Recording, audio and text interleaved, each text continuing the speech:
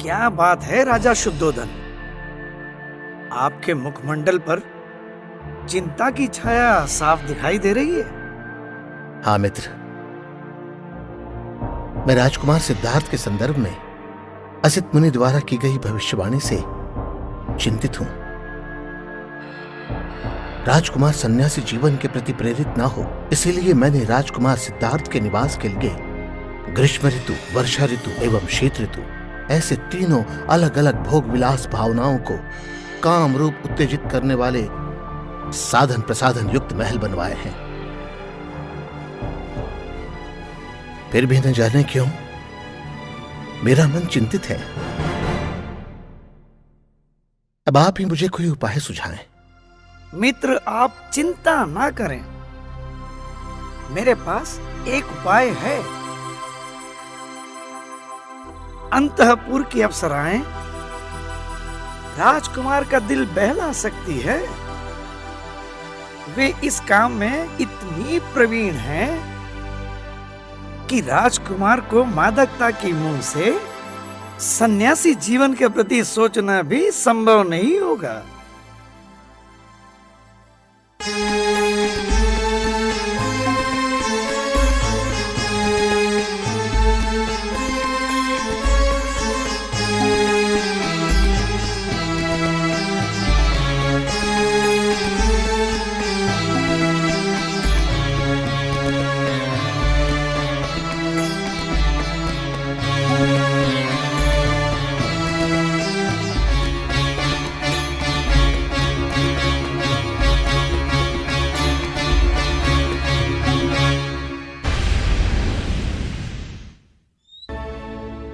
हजार 500 वर्ष पूर्व उत्तर भारत में कपिलवस्तु नामक लोक राज्य था, जहां शाक्य राजा शुद्धोधन राज करता था।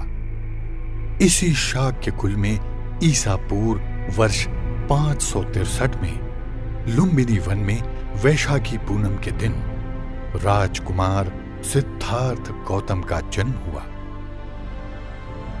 राजन, यदि ये बालक गृहस्थी में रहता है तो चक्रवर्ती सम्राट होगा, परंतु गृह त्याग करता है तो संसार को प्रकाश देने वाला सम्यक संबुद्ध होगा।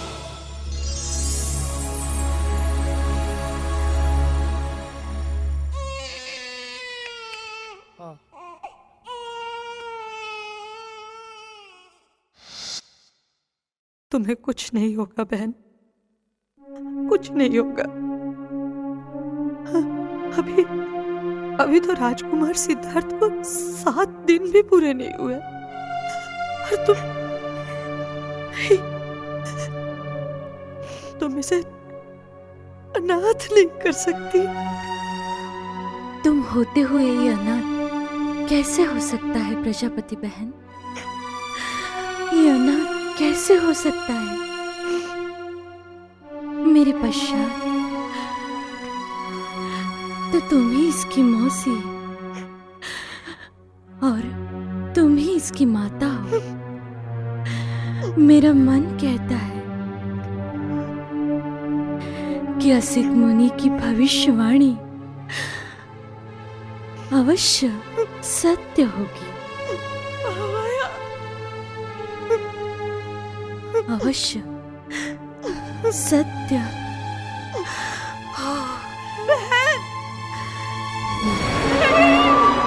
महारानी,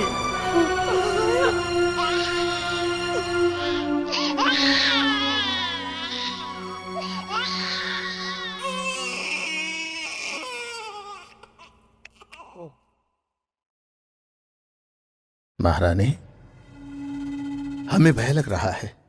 भय? किस बात का भय महाराज?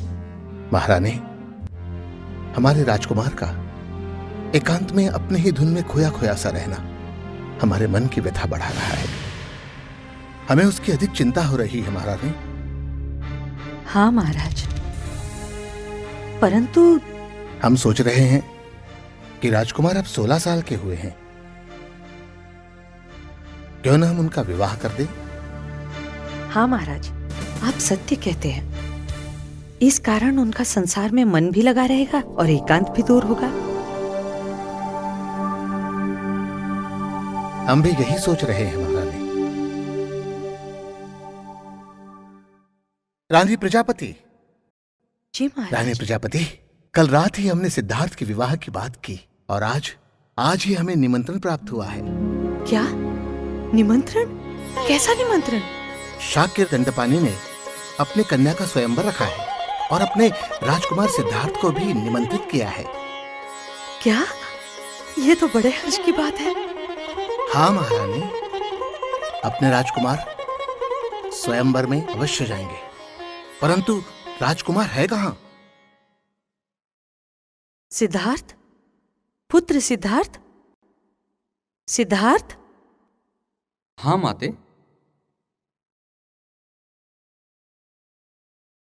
प्रणाम। क्या बात है पिताजी? पुत्र सिद्धार्थ, तुम्हें यशोधरा के स्वयंवर का निमंत्रण आया है और हम चाहते हैं कि तुम इस स्वयंवर में अवश्य उपस्थित रहो और कन्या यशोधरा का पानी ग्रहण करो। हाँ पुत्र, मैं भी यही चाहती हूँ। तुम स्वयंवर में अवश्य जाओगे और इस महल में फूल सी बहू ले आओगे। लाओगे ना पुत्र? राजकुमारी यशोधरा के स्वयंवर में उपस्थित रहोगे ना? हाँ पुत्र। परंतु पिताजी। परंतु कुछ नहीं, तुम्हें जाना ही होगा।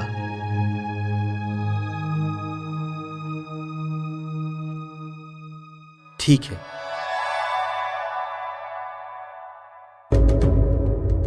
मैं राजकुमार सिद्धार्थ गौतम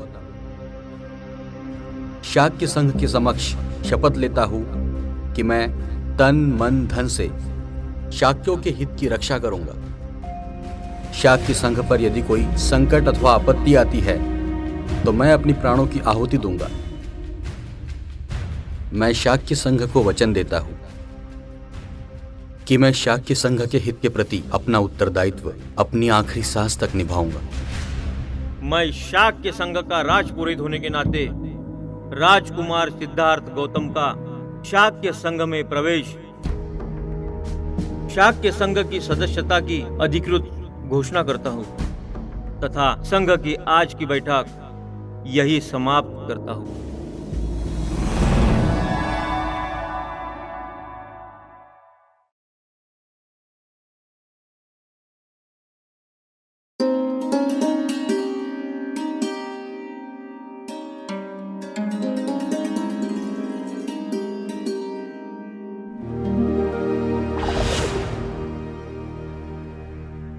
महाराज, क्या सोच रहे हो महाराज? किस बात पे चिंतित है? रानी प्रजापति, हम असित मुनि की भविष्यवाणी से चिंतित हैं। कहीं कहीं भविष्यवाणी सच हुई नहीं तो? महाराज, नहीं। फिर भी महाराज की जय हो। आओ मित्रोदाई, आओ। प्रणाम महाराज। प्रणाम महारानी। रानी प्रजापति, हमारे परम मित्र के लिए जलपान का प्रबंध करो। जी महाराज। क्या बात है राजा शुद्धोधन, आपके मुखमंडल पर चिंता की छाया साफ दिखाई दे रही है। हाँ मित्र, मैं राजकुमार सिद्धार्थ के संदर्भ में असित मुनि द्वारा की गई भविष्यवाणी से चिंतित हूं। राजकुमार सन्यासी जीवन के प्रति प्रेरित ना हो, इसीलिए मैंने राजकुमार सिद्धार्थ के निवास के लिए ग्रीष्म ऋतु, वर्षा ऋतु एवं शीत ऋतु ऐसे तीनों अलग अलग भोग विलास भावनाओं को काम रूप उत्तेजित करने वाले साधन प्रसाधन युक्त महल बनवाए हैं। फिर भी न जाने क्यों मेरा मन चिंतित है। अब आप ही मुझे कोई उपाय सुझाएं। मित्र, आप चिंता ना करें, मेरे पास एक उपाय है। अंतःपुर की अप्सराएं राजकुमार का दिल बहला सकती है। वे इस काम में इतनी प्रवीण हैं कि राजकुमार को मादकता की मुंह से सन्यासी जीवन के प्रति सोचना भी संभव नहीं होगा।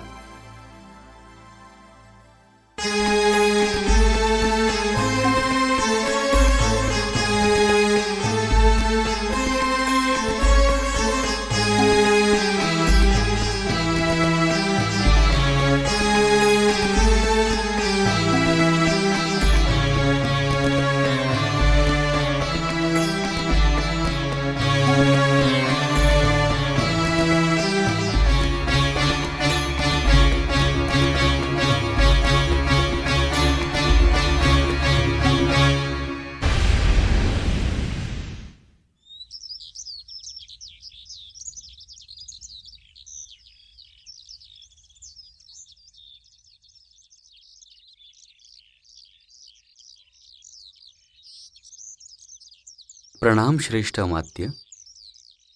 मुझे बुलाने का प्रयोजन क्या है? हे राजकुमार सिद्धार्थ, मैंने देखा है कि उन सभी अप्सराओं का आप पर कोई असर नहीं हुआ। इस कारण आपके पिता अधिक चिंतित हुए हैं, क्योंकि महाराज ने मुझे आपके मित्र के रूप में नियुक्त किया है। इसीलिए मैं आपके पुरुषार्थ के महान उद्देश्य से विमुख होने पर आपको समझाना मेरा कर्तव्य है। आप तरुणावस्था में शक्ति तथा सौंदर्य से संपन्न होने पर भी उस काम भोग की उपेक्षा कर रहे हो जिस पर वस्तुतः आपका अधिकार है तथा जिस पे सारा जग आसक्त है। इसका ही हमें अधिक आश्चर्य है। पूज्य अमात्य, आपका ये संभाषण हमारी मैत्री तथा प्रेम का प्रतीक है। मैं जानता हूं कि समस्त संसार को काम भोग से प्रेम है, परंतु ये भी मैं जानता हूं कि संपूर्ण संसार ही अनित्य है। जिस समागम में शरीर तथा मन का मिलन ना हो, उस सहवास में कैसा सुख हो सकता है? जो छल कपट से वासना की पूर्ति करते हैं, वे स्त्री पुरुष दोनों भी एक दूसरे के योग्य नहीं होते। इसीलिए आप मुझे विचलित नहीं कर सकते। अब मुझे आज्ञा दीजिए।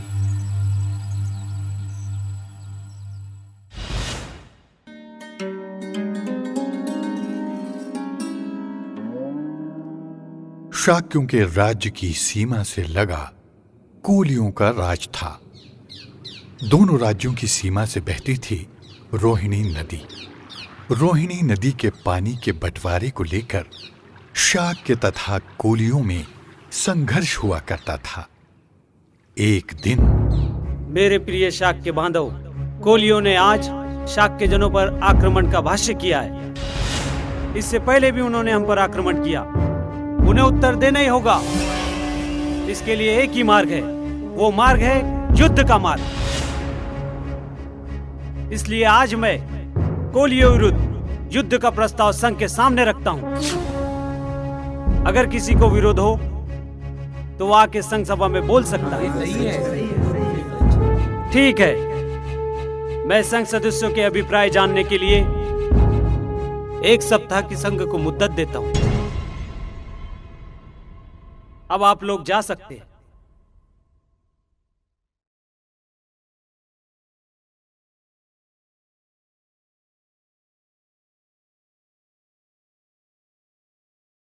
क्या हुआ स्वामी, आप इतने चिंतित क्यों हो? संघ सभा में कुछ? हाँ यशोधरा, संघ सभा में युद्ध का प्रस्ताव रखा गया है। तो फिर? मेरा मन कहता है यशोधरा कि मैं इस युद्ध के प्रस्ताव का विरोध करूं। क्या? हाँ यशोधरा, क्योंकि युद्ध किसी भी समस्या का समाधान नहीं, परंतु समस्या का स्रोत है। आग से आग नहीं बुझती, घृणा से प्रेम की उत्पत्ति नहीं होती। युद्ध एक गहन समस्या है। तो फिर मेरा इस युद्ध के प्रस्ताव का विरोध करना योग्य है ना? हाँ, निश्चित ही योग्य है। यशोधरा,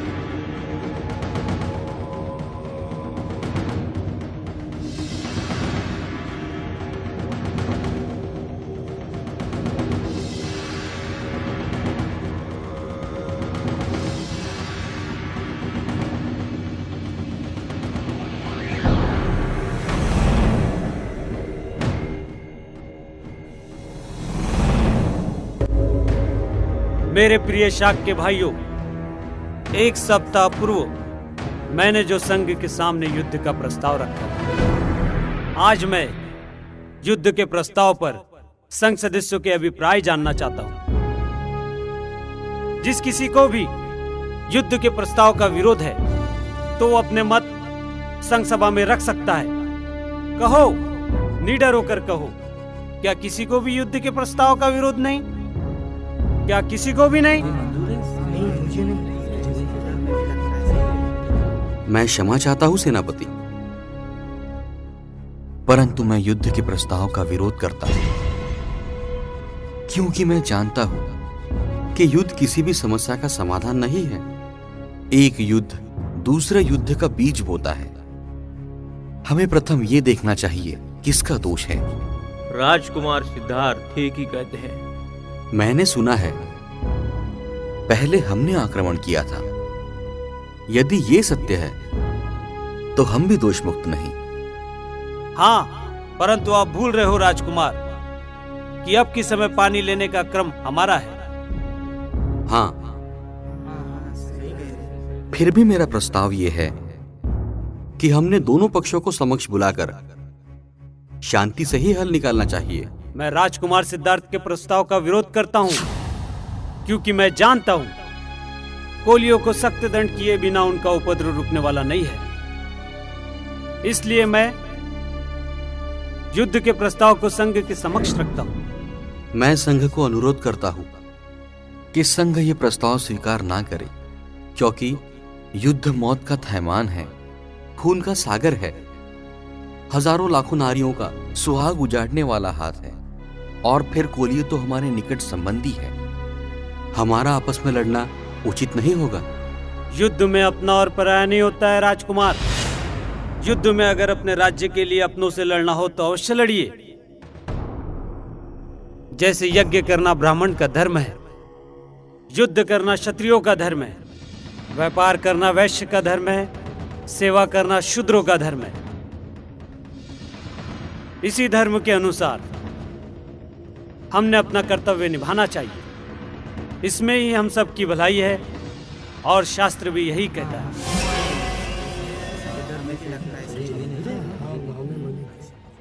मुझे जो धर्म ज्ञात है वो ऐसा कि बैर से बैर खत्म नहीं होता, तो बैर पर मैत्री से ही विजय पा सकते हैं। हम यहाँ दार्शनिक स्वरूप की चर्चा करने हेतु नहीं आए हैं। मुद्दा यही है कि राजकुमार सिद्धार्थ को युद्ध के प्रस्ताव का विरोध है। इसलिए मैं दोनों भी प्रस्ताव को संघ के समक्ष रखता हूं। अब संघ ही इस पर अपनी अपनी प्रतिक्रिया दे। मुझे युद्ध का प्रस्ताव मंजूर है। मुझे भी मंजूर है। हमें भी मंजूर है। संघ के सभी सदस्यों का स्पष्ट रूप से बहुमत देखकर युद्ध का प्रस्ताव पारित होता है। इसलिए हमारी अगली कार्रवाई तक सभा यही समाप्त करते हैं। राजकुमार सिद्धार्थ ने युद्ध का विरोध नहीं करना चाहिए था। कहीं असित मुनि की भविष्यवाणी सच।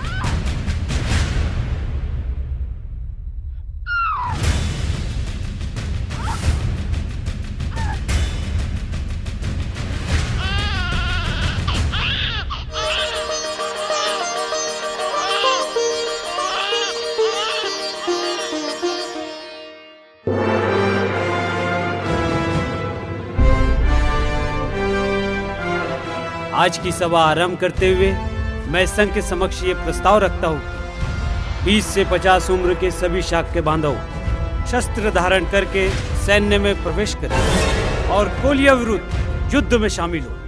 ऐसा आदेश पारित करने की संघ मुझे अनुमति दे। हाँ हाँ, अनुमति है। आपके पक्ष में बहुमत है, परंतु मैं आपके युद्ध के प्रस्ताव के विरोध में हूं। इसीलिए ना मैं आपके अनिवार्य सेना में शामिल हो सकता हूं और ना ही युद्ध में भाग ले सकता हूं। राजकुमार सिद्धार्थ गौतम, संघ में प्रवेश करते समय तुमने जो प्रतिज्ञा ली थी, क्या तुम्हें याद है? इनमें से एक भी प्रतिज्ञा भंग होती है तो तुम लोक निंदा के पात्र हो सकते हो।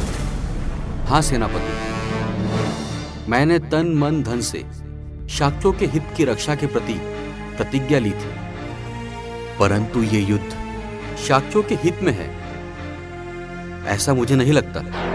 परंतु राजकुमार सिद्धार्थ, आपको संघ के बहुमत का पालन करना ही होगा। यदि आप सोचते हैं कि कुशल नरेश की अनुमति के बिना संघ आपको दंड नहीं दे सकता, तो यह आपकी भूल है, क्योंकि संघ आपके परिवार के विरोध में सामाजिक बहिष्कार पुकार सकता है। पुत्र सिद्धार्थ, तुम्हें युद्ध के विरोध में खड़े ना रहो ऐसा मैं नहीं कहता, किंतु उसके परिणामों के संदर्भ में तुम्हें अवश्य सोचना होगा। बोलो, इन विकल्पों से आपको कौन सा योग्य लगता है? बोलो सिद्धार्थ, बोलो। नहीं, कृपया मेरे परिवार को दंडित ना करें। ये भूमि उनकी उपजीविका का साधन है, वो छीनकर उन्हें निराधार ना बनाए। आपका अपराधी मैं हूं, मुझे ही फांसी अथवा देश त्याग का दंड दे सकते हैं। मुझे इसका स्वेच्छा से स्वीकार होगा। मैं वचन देता हूं कि इसके विरोध में मैं कौशल नरेश से निवेदन भी नहीं करूंगा। आपके प्रस्ताव को अनुमति देना कठिन है। परंतु क्यों?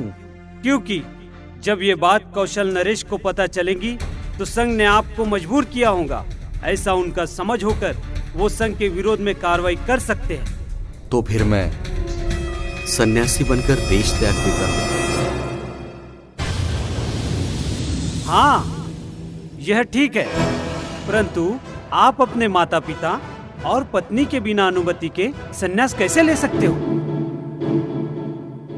मैं आपको वचन देता हूं कि मैं उनकी सम्मति अवश्य प्राप्त करूंगा। अच्छा, तो ठीक है, आज की संघ सभा यही समाप्त की जाती है। सेनापति महोदय, मैं कुछ मत व्यक्त करने की आज्ञा चाहता हूँ। कहो, निडर होकर कहो। सिद्धार्थ गौतम अपने वचन का पालन करेंगे, इसमें जरा भी संदेह नहीं है। परंतु क्या राजकुमार के देश त्याग के तुरंत बाद युद्ध शुरू होगा? यदि ऐसा हुआ तो कौशल नरेश को संदेह आकर राजकुमार सिद्धार्थ के संन्यास का कारण पता चलेगा। इसीलिए महोदय, मैं प्रस्ताव रखता हूं कि कोलीय विरुद्ध युद्ध और राजकुमार सिद्धार्थ गौतम का देश त्याग, इन दो घटनाओं में अंतर होना चाहिए। प्रस्ताव अत्यंत महत्वपूर्ण है, इसलिए शीघ्र ही इस पर अमल किया जाएगा और आज की सभा यही समाप्त की जाती है।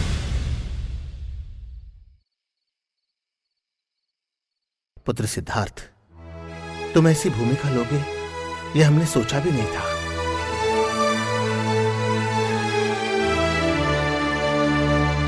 परिस्थिति ऐसा मोड़ लेगी मैंने कभी सोचा भी नहीं था। मैंने मत परिवर्तन का अंत तक प्रयास किया, परंतु असफल रहा। परिस्थिति वश में रहे, इसलिए मैंने यह निर्णय लिया। परंतु हमारा क्या होगा, यह सोचा है कभी तुमने? आपको कष्ट ना हो, इसीलिए मैंने सन्यासी होने का निर्णय लिया। परंतु पुत्र, तुम हमें अकेला छोड़कर कैसे जा सकते हो? ऐसा है तो हम भी तुम्हारे साथ चलेंगे। नहीं माते, क्षत्रियों को ऐसा विलाप करना शोभा नहीं देता। सोचिए, यदि मुझे युद्ध में मृत्यु आई होती तो तुम क्या करती? ऐसे ही शोक मनाती? नहीं, क्योंकि उस वक्त तुम्हें वीर गति प्राप्त हुई होती, परंतु आज तुम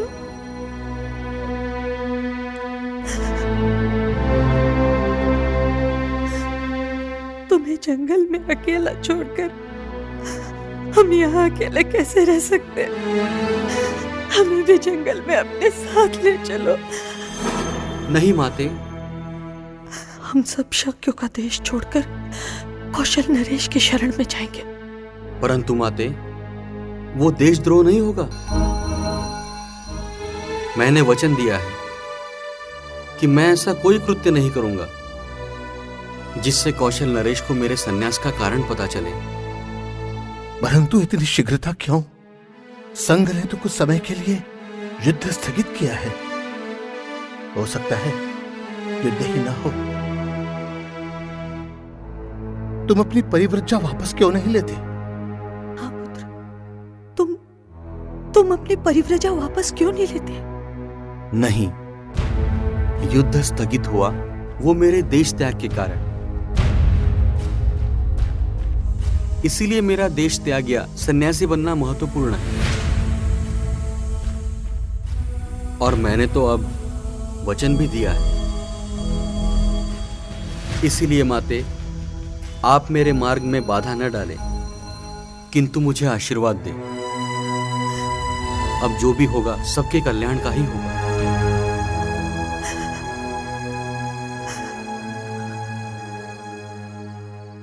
यशोधरा। स्वामी आप?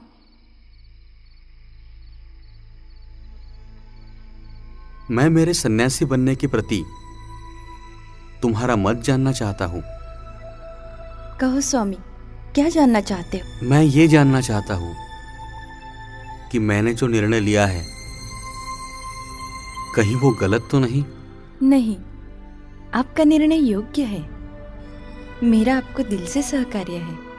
यदि मैं आपके स्थान पर होती तो यही निर्णय लेती।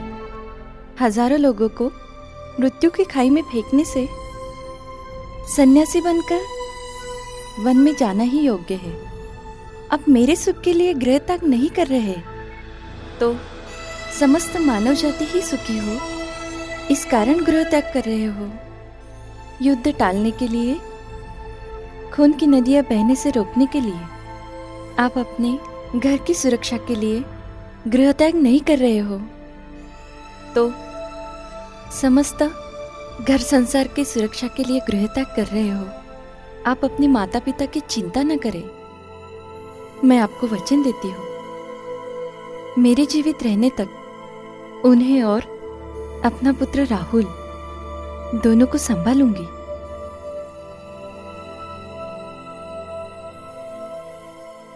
मैंने भी आपके साथ संन्यास लिया होता, परंतु मैं ऐसा नहीं कर सकती क्योंकि राहुल का पालन पोषण करना यही मेरा प्रथम कर्तव्य है। आप अपनों से दूर जा रहे हो, संन्यास ले रहे हो, तो आपको जीवन का नया मार्ग मिले जो समस्त मानव जाति के कल्याण का मार्ग हो, मानव उद्धार का मार्ग हो। यही मेरी अंतिम इच्छा है। यशोधरा, धन्य हो तुम, धन्य हो।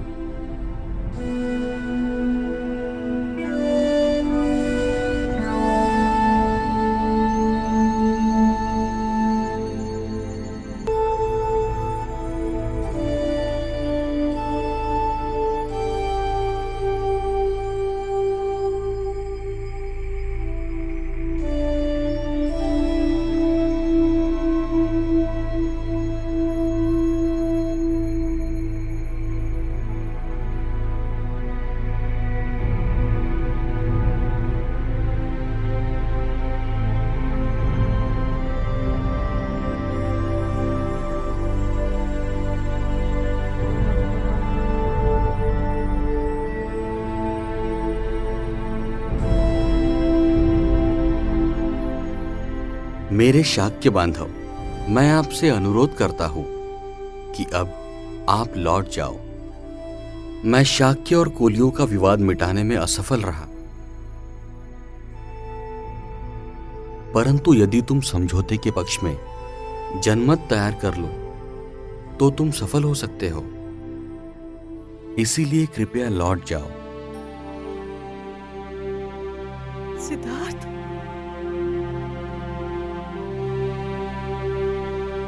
पुत्र,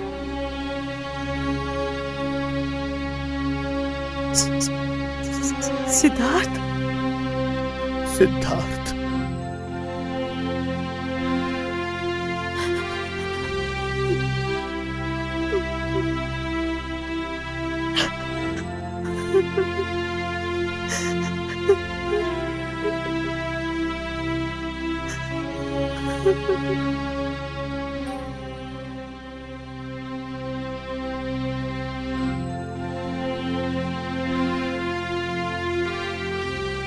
छन्ना, मेरे प्रति तुम्हारी उदार भावनाओं के कारण मैं अधिक प्रसन्न हूं, परंतु अब तुम लौट जाओ।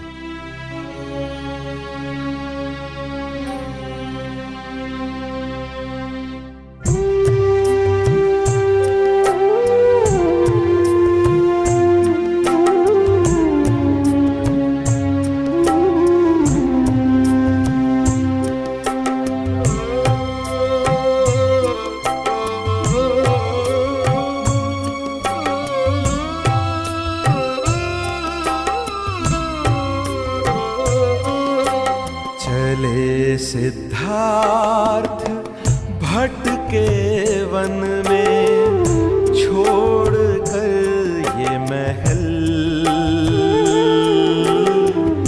छोड़ कर संसार, खोज कर तू नए मार्ग के, खोज कर तू नए मार्ग के, कर मानव उद्धार, कर मानव उद्धार। चले सिद्धार्थ भटके वन में।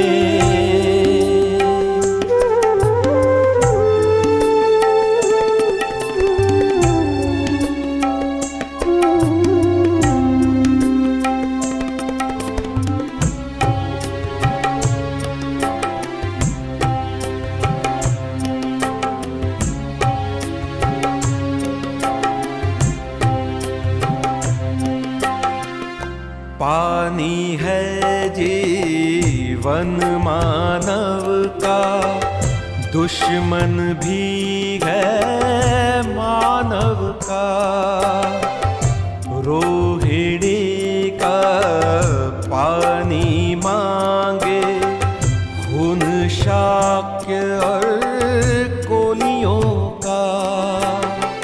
सिद्धार्थ तब करे प्रतिकार, सिद्धार्थ तब करे प्रतिकार। युद्ध में है विनाश, युद्ध में है विनाश। पल भर में मिल जाएगा ये खाक में संसार, खाक में संसार। खोज कर तू नए मार्ग की, खोज कर तू नए मार्ग की, कर मानव उद्धार, कर मानव उद्धार। चले सिद्धार्थ भटके वन में।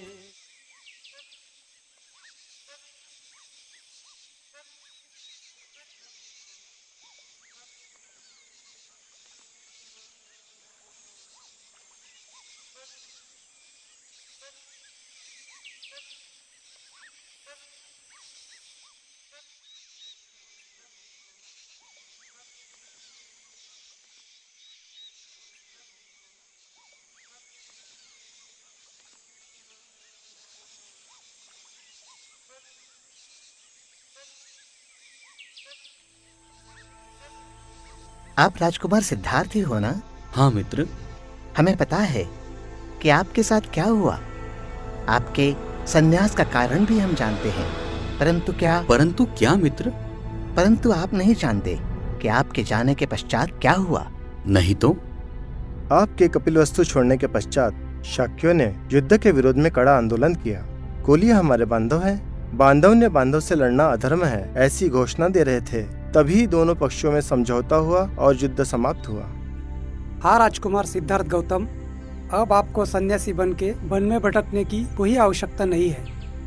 चाहे तो आप अब कपिलवस्तु नगरी में लौट सकते हैं, नहीं तो हमारे साथ वन में तप करने के लिए आ सकते हो। हाँ सिद्धार्थ।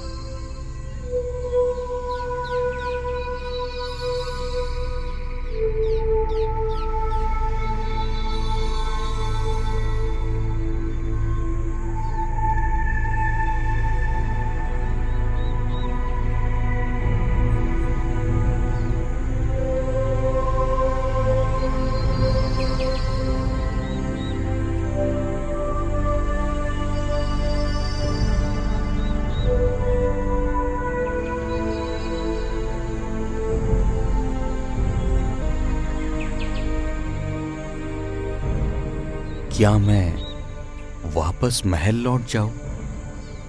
अब तो युद्ध भी स्थगित हुआ है, परंतु क्या युद्ध स्थगित होने से समस्या का अंत हुआ? नहीं, ये तो समस्या का एक अंश है। क्यों ना मैं चिंतन करूं और नए मार्ग की खोज करूं जिसकी समस्त संसार को आवश्यकता है। तो आपको जीवन का नया मार्ग मिले, जो समस्त मानव जाति के कल्याण का मार्ग हो, मानव उद्धार का मार्ग हो। यही मेरी अंतिम इच्छा है।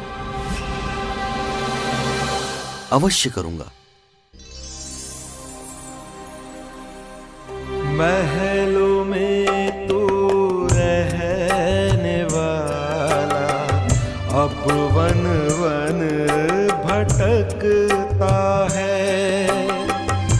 ओढ़ कर ये नीला आसमां धरती पर सो जाता है।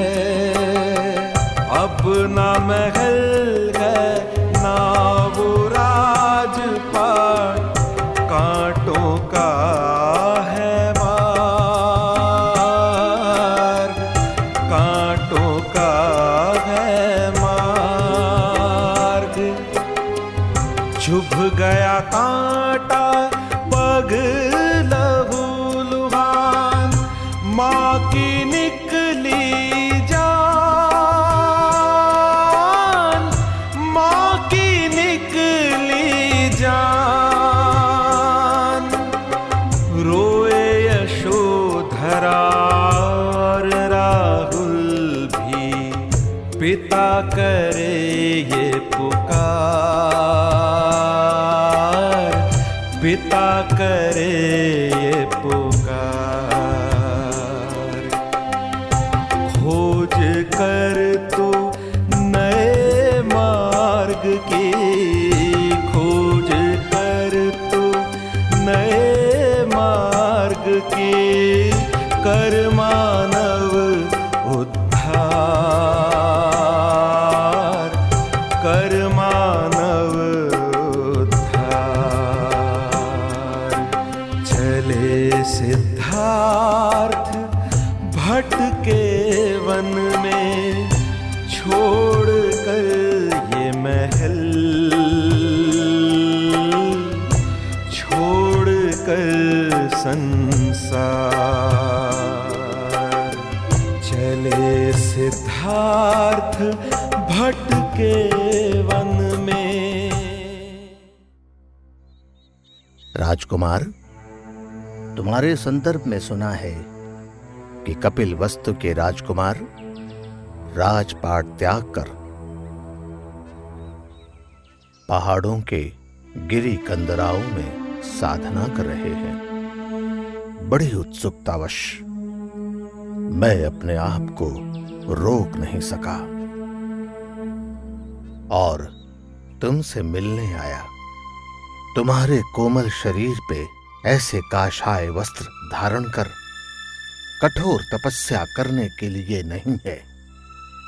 तुम्हारी भुजाएं प्रजा की रक्षा करने के लिए है। तुम्हारे पिता महाराज शुद्धोधन जी मेरे बहुत अच्छे मित्र हैं। यदि तुम राज्य सुख चाहते हो तो मैं अपना आधा राज्य तुम्हें देने के लिए तैयार हूं। हे राजन, यदि मुझे राजपाट का सुख चाहिए होता तो मैं राजपाट का त्याग क्यों करता? मेरी इच्छा स्थायी सुख तथा स्थायी शांति पाने की है। ठीक है राजकुमार, यदि तुम अपने उद्देश्य में सफल हो जाते हो तो मुझे एक बार दर्शन देने के लिए अवश्य आना।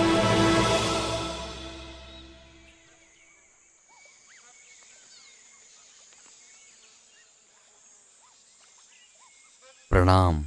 प्रणाम। हे महान तपस्वी, आप कहाँ जा रहे हो? हम वैराग्य मार्ग का अभ्यास करने जा रहे हैं। क्या मैं आपके साथ वैराग्य मार्ग का अभ्यास करने वन में आ सकता हूँ? अवश्य। चलिए, चलिए चलिए। चलिए चलिए।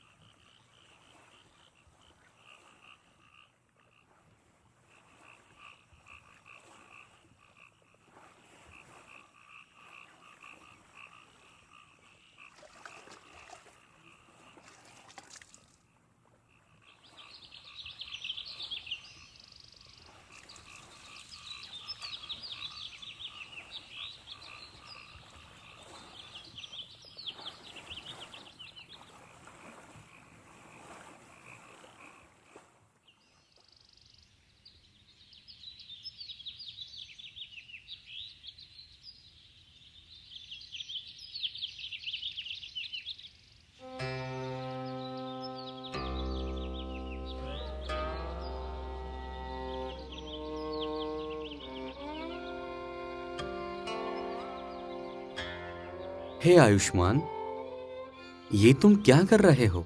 मैं वीणा के तार कस रहा हूँ। यदि मैं इसके तार कम कसता हूँ तो इससे मधुर संगीत नहीं आएगा। यदि मैं अधिक कस लेता हूँ तो इसके तार टूट जाएंगे। तो अब तुम क्या करोगे आयुष्मान? मैं इस वीणा के तार मध्यम रूप से कसूंगा। ना अधिक ताने जाएंगे और ना अधिक तान से टूटेंगे। तभी तो मधुर संगीत का जन्म होगा।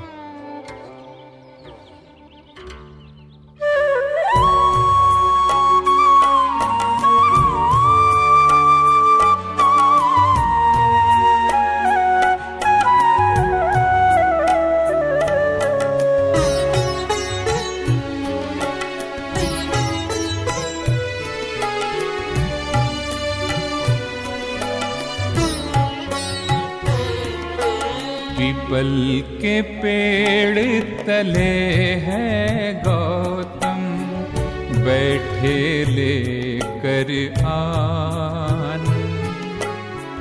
चाहे रहे ना रूप ये काया, चाहे निकले प्राण,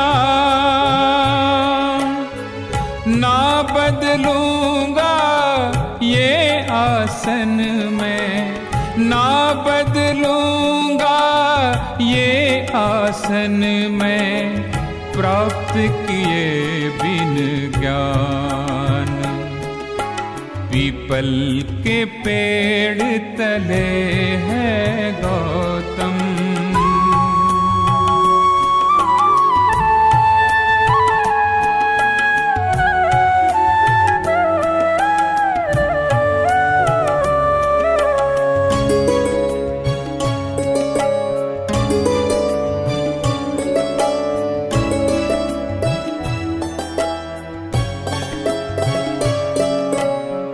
छह साल की कड़ी तपस्या, फिर भी मिला ना ज्ञान।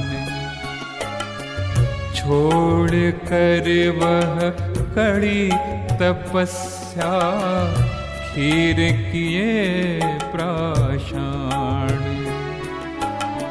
छोड़ गए सब संगी साथी, कह कर भोग विलासी। कौन ये जाने काल चक्र को, कौन ये जाने काल चक्र को, सबके सब अनजान।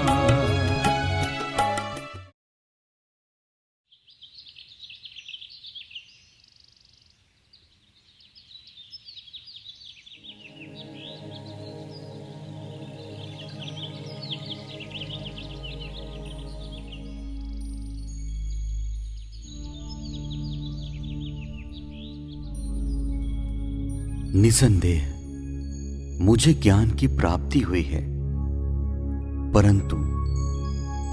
परंतु सामान्य मनुष्य के लिए ये मार्ग कठिन है, क्योंकि समस्त मानव जाति ही आत्मा परमात्मा की माया जाल में जकड़ी हुई है।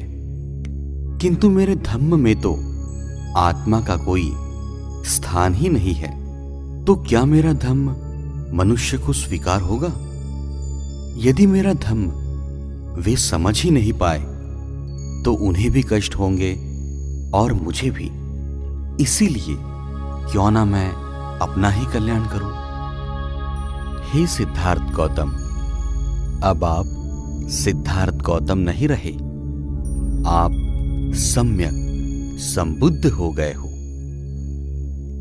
मैं आपके मन की दुविधा को जान गया हूं, परंतु हे सम्यक बुद्ध, आप मनुष्य मात्र को अपने धम्म के ज्ञान से कैसे वंचित रख सकते हो?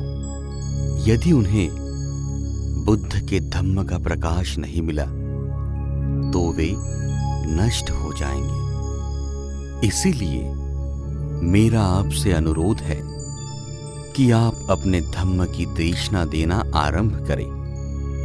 हाँ, तुम सत्य कहते हो, अब मैं अपने धम्म का प्रकाश समस्त प्राणी मात्र तक पहुंचाऊंगा। मैं अपने धम्म की देशना का आरंभ किसे देकर करूं? क्यों ना मैं उन 5 परिवाजकों को दूं जो मुझे प्रथम मिले थे, जिनके साथ मैंने साधना की थी। उन्होंने मेरी सेवा भी की थी, हां, परंतु अब वे कहां होंगे, कैसे होंगे?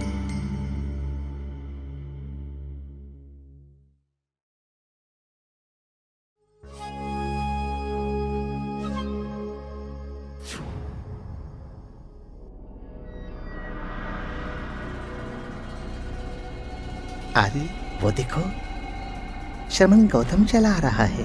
वही गौतम जिसने तपस्या का मार्ग त्याग कर वैभव और भोग विलासी जीवन अपना लिया है। उसने अनर्थ किया है। इसीलिए हमें ना तो उसका स्वागत करना चाहिए और ना ही उसके सम्मान में खड़े होना चाहिए।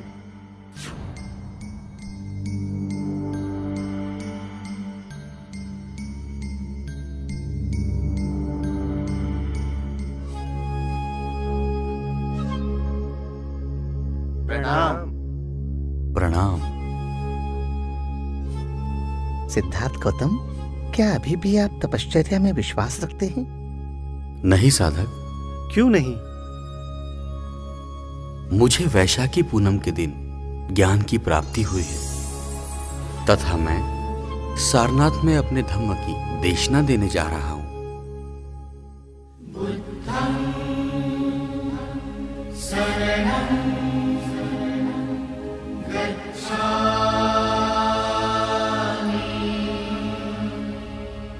मेरे मार्ग का मैं स्वयं रचयिता हूं। मैंने मुक्ति तथा निर्वाण का मार्ग खोज लिया है। मेरा धम्म आत्मा, परमात्मा तथा कर्मकांड को नहीं मानता। आत्मा का स्वतंत्र अस्तित्व भी नहीं है। जब तक आत्मा परमात्मा के भंवर से मानव की मुक्ति नहीं होती, तब तक मानव मुक्त नहीं हो सकता। संसार ने 2 जीवन मार्ग अपनाए हैं। प्रथम प्रकार है खाओ, पियो, मौज करो, तथा दूसरा प्रकार है समस्त काया क्लेश अर्थात देह दंड देना। परंतु मेरा धम्म मज्जिद परिपदा अर्थात मध्यम मार्ग है। मैं कह रहा हूं इसीलिए तुम मानो, ऐसा नहीं। तुम स्वयं ज्ञान की कसौटी से जानो। पृथ्वी के जीवित प्राणी मात्र मेरे धम्म का केंद्र बिंदु है। मनुष्य ने मनुष्य से मानवता पूर्वक व्यवहार करना ही मेरे धम्म का मुख्य हेतु है। मुझे ज्ञात हुआ है कि संसार दुखों से भरा है। संसार से दुखों का निवारण करना ही मेरे धम्म का मुख्य उद्देश्य है। आर्य सत्य से हम दुखों से मुक्ति पा सकते हैं। मनुष्य स्वयं ही मुक्तिदाता है। मैं केवल मार्गदर्शक हूं। अक्खा तारो तथागता। भगवान, संसार के दुखों से मानव को मुक्त करना यदि धम्म का मुख्य उद्देश्य है, तो भगवान, आपका धम्म मनुष्य को दुखों से कैसे मुक्त करता है? कृपया हमें विस्तार से समझाएं। हाँ भगवान। मन ही सबका मूल है। मन ही सबका कारण है। जब तुम अपने मन को काबू करोगे, तब तुम तृष्णा से, दुखों से मुक्ति पा सकते हो। तृष्णा ही दुख का मूल कारण है। प्रथम आर्य सत्य है कि दुख क्या है।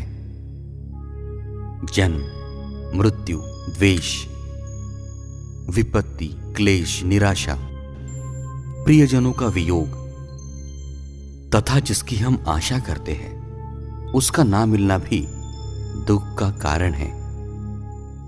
दूसरा आर्य सत्य है दुख की उत्पत्ति। जीवन में सुख प्राप्ति की इच्छा रखना, वासना की तृप्ति के लिए प्रयास करना, लोभ, तृष्णा, द्वेष ही दुख का कारण है। तीसरा आर्य सत्य है दुख का नाश, जिस कारण तृष्णा, वासना, इच्छा, लोभ तथा द्वेष की उत्पत्ति होती है, उस कारण को ही नष्ट करना। मानव जन्म ही दुखमय है। तुम कहोगे कि बुद्ध का मार्ग ही निराशावादी है, परंतु यह असत्य है, क्योंकि मेरे मार्ग में जीवन जीने की आशा है तथा लक्ष्य है। इस धम्म का उद्देश्य है अविद्या नष्ट करना। यदि मनुष्य मेरे धम्म का स्वीकार करता है तो समस्त मानव एक दूसरे से प्रेम से, बंधुता से तथा मैत्री से व्यवहार करेगा। कभी किसी मनुष्य पर अन्याय नहीं होगा। यदि तुम इस धम्म पथ पर चलते हो तो तुम्हारा मन विकारों से मुक्त हो जाएगा तथा तुम भव चक्र से मुक्त हो जाओगे।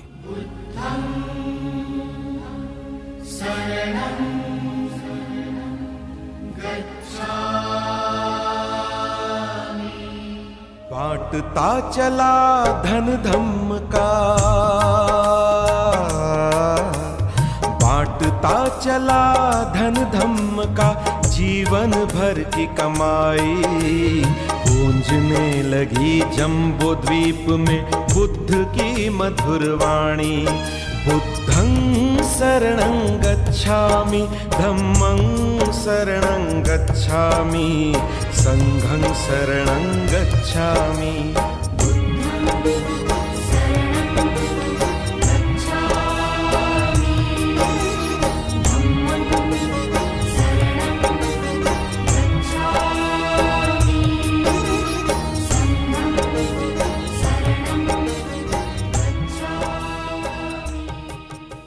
क्रोध मत करो, अपने शत्रुओं को मैत्री से जीतो। उसने मुझे गाली दी, उसने मेरे साथ बुरा व्यवहार किया, उसने मुझे हरा दिया, उसने मुझे लूट लिया। जो ऐसे विचार नहीं रखता उसका बैर शांत होता है। क्रोध को अक्रोध से जीतो, बुराई को भलाई से जीतो, लोभी को उदारता से जीतो और झूठे को सच्चाई से।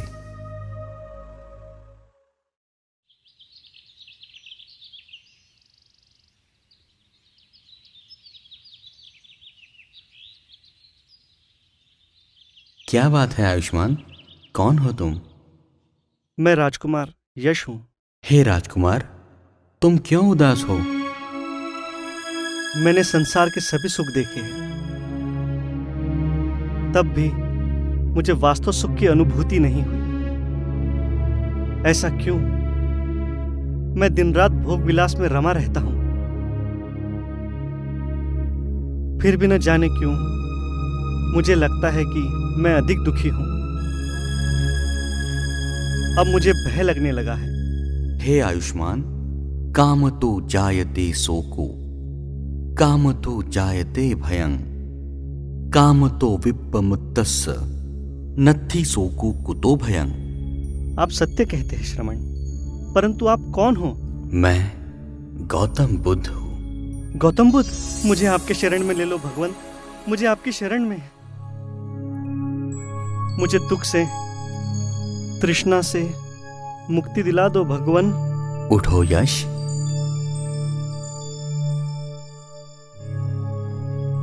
मैं तुम्हें ऐसे मार्ग की ओर ले चलता हूं जहां कोई तृष्णा नहीं, कोई दुख नहीं। मन ही सबका मूल है, मन ही सबका कारण है।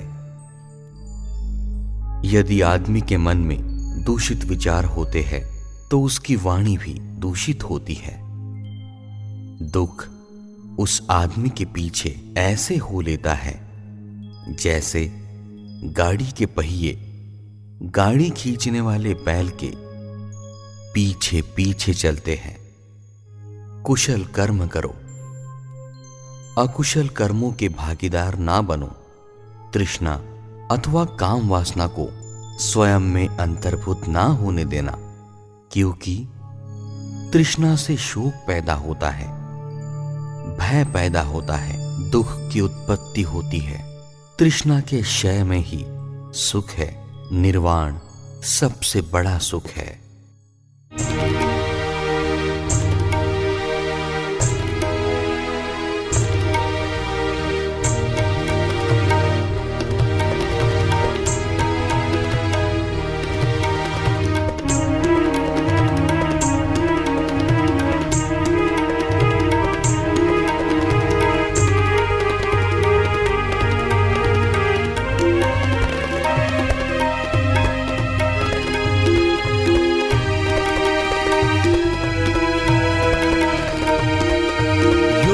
नहीं मानव के हित में,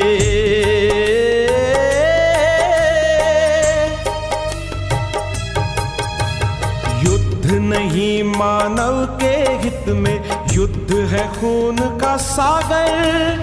बैर से बैर खत्म न होता, होता प्रेम को पाकर।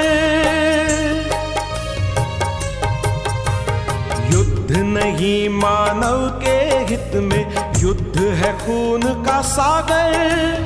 बैर से बैर खत्म न होता, होता प्रेम को पाकर।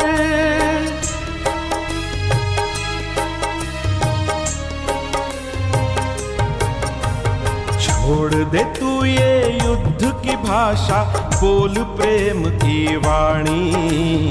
छोड़ दे तू ये युद्ध की भाषा, बोल प्रेम की वाणी। गूंजने लगी जम्बो द्वीप में बुद्ध की मधुर वाणी। बुद्धं शरणं गच्छामि, धम्मं शरणं गच्छामि, संघं शरणं गच्छामि।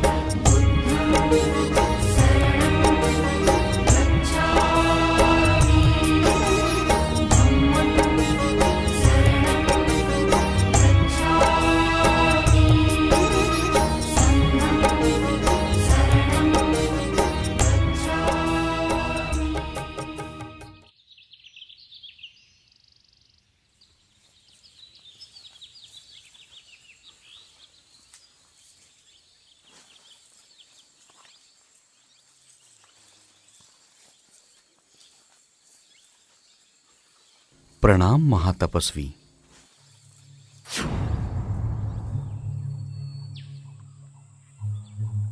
प्रणाम तपस्वी कश्यप, मैं आपके आश्रम में आज विश्राम करने की अनुमति चाहता हूँ।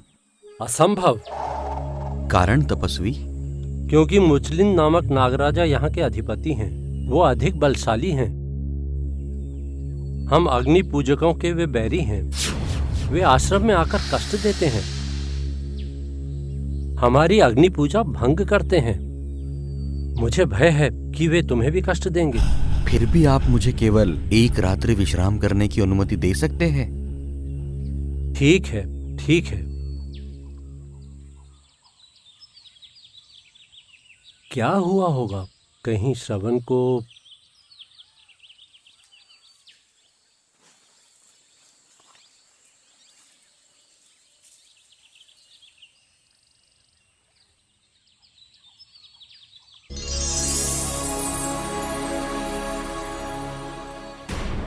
चमत्कार है? कोई चमत्कार नहीं है कश्यप। ये हमारे शत्रु नहीं किंतु मित्र है। मित्र है? परंतु हमें तो ये कष्ट देते हैं। हमारी अग्नि पूजा में ये बाधा डालते हैं। वो इसलिए कश्यप कि खेती इनके जीने का साधन है। गाय, भैंस, बकरियां, अश्व, ये पशु संपत्ति तथा वन संपत्ति इनके जीने का घटक है। परंतु तुम इनके संपत्ति की अपने अग्नि पूजा में आहुति देते हो, तो फिर ये तुम्हारा निषेध नहीं करेंगे तो अन्यथा क्या करेंगे कश्यप? बोलो कश्यप, बोलो। तपस्वी कश्यप, क्या तुम अरहंत हो? नहीं तो यदि तुम अरहंत नहीं तो इस अग्नि पूजा का क्या अर्थ है? तो फिर अरहंत कैसे होते हैं श्रमण? आर्य अष्टांगिक मार्ग से जो काम वासनाओं पर विजय प्राप्त करते हैं वो अरहंत हो जाते हैं। अग्नि पूजा मानव को पापों से मुक्त नहीं कर सकती। तो फिर हम मुक्त कैसे हो सकते हैं? असद्दो अकतय्यु च संधिच्छेदो च यो नरो हतावकासो वंतासो सवे उत्तम पूरीसो। आप सत्य कहते हैं। मुझे अपनी शरण में ले लो भगवान, अपनी शरण में ले लो। एहि भिक्खवे।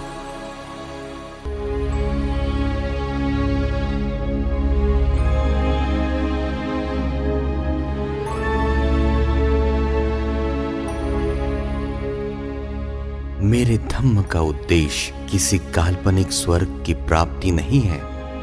धम्म का राज्य इसी पृथ्वी पर है तथा वह धम्म पद पर चलकर। प्रणाम तथागत, ये मुद्गलायन है और मैं सारिपुत्र। हम आपके धम्म की देशना चाहते हैं। एहि भिक्खवे।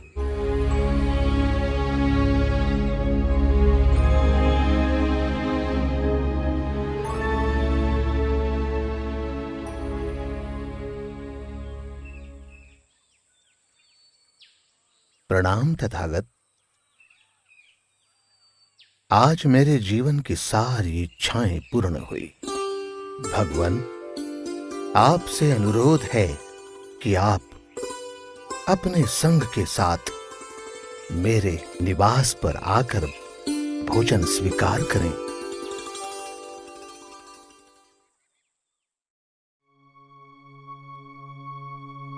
क्या हुआ महाराज? क्या बात है? क्या बताया रानी प्रजापति, जब से सिद्धार्थ गए हैं तब से मेरे कलेजे के टुकड़े टुकड़े हुए हैं। उसके विरह की काली छाया मेरे जीवन को अंधकार में बना रही है। ऐसा लगता है जैसे जीवन की मधुरता ही समाप्त हुई हो। मेरी दशा भी कुछ ऐसी ही है, परंतु ना जाने क्यों मेरा मन कहता है कि मेरा पुत्र जरूर आएगा और हमारे जीवन में रंग भर देगा। वो जरूर आएगा महाराज, जरूर आएगा।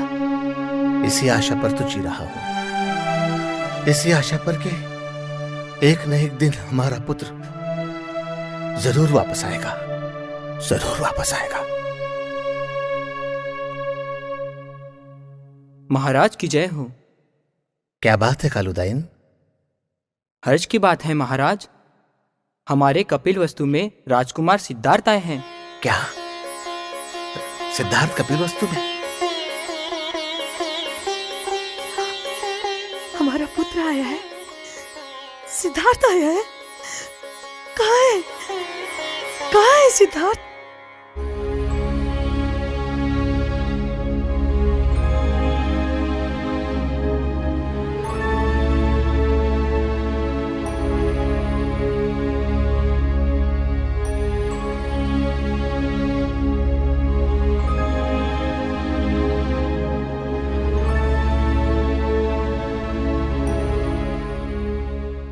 पुत्र, ये क्या कर रहे हो पुत्र? तुम भिक्षा मांग रहे हो? क्यों मेरे नाम को कलंक लगा रहे हो? क्या तुम्हें पता नहीं, तुम्हें और तुम्हारे पूरे भिक्षु संघ को मैं अन्न दे सकता हूं? मैं जानता हूं राजन। तो फिर ये भिक्षा क्यों? ये मेरे संघ की रीत है। परंतु तुम राजवंशी हो, राजकुमार हो तुम। नहीं, राजवंशी आप हो, मैं नहीं। मैं तो प्राचीन बुद्ध का वंश हूं।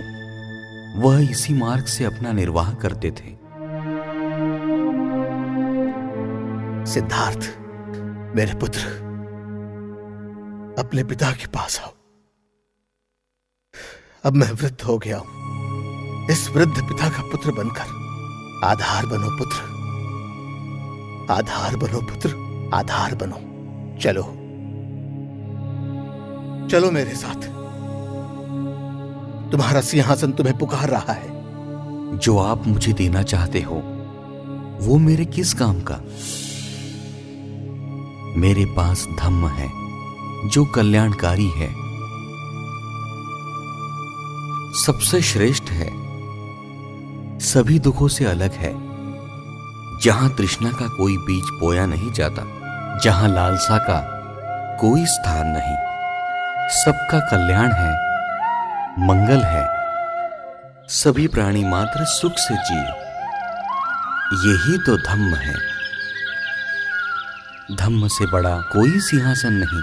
ठीक है पुत्र, परंतु मैं तुम्हें और तुम्हारे भिक्षु संघ को आज के भोजन के लिए निमंत्रित करता हूं और आशा करता हूं आप अवश्य आएंगे। हम अवश्य आएंगे राजन।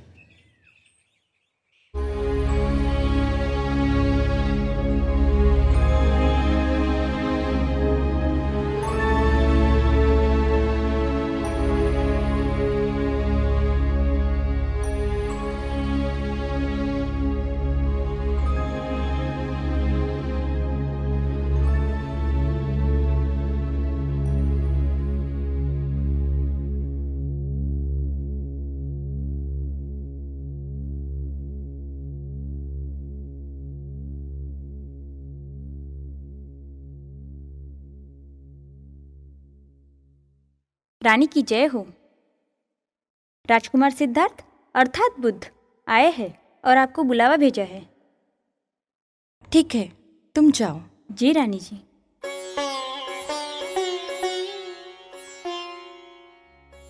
मुझे आरंभ से सिद्धार्थ का कल पता था, परंतु उन्होंने जितना त्याग किया उतना मैंने भी तो किया। जितना वह जले उतनी मैं भी तो जली। फिर मैं ही क्यों जाऊं? संसार के लिए वो बुद्ध होंगे, मेरे लिए आज भी सिद्धार्थ है, मेरे पति है। वह यदि दुनिया के दुख समझ सकते हैं तो मुझे क्यों नहीं? वो जरा भी मेरे मन को समझते होंगे तो मेरे पास आएंगे। मैं क्यों जाऊं? यशोधरा, स्वामी आप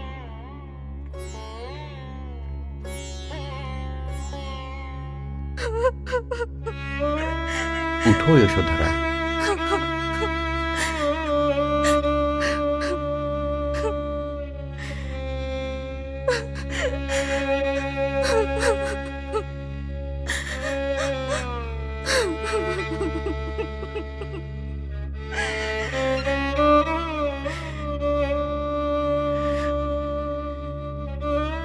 मैं यशोधरा की ओर से क्षमा मांगता हूं, परंतु यह उसका व्यवहार आपके प्यार के कारण है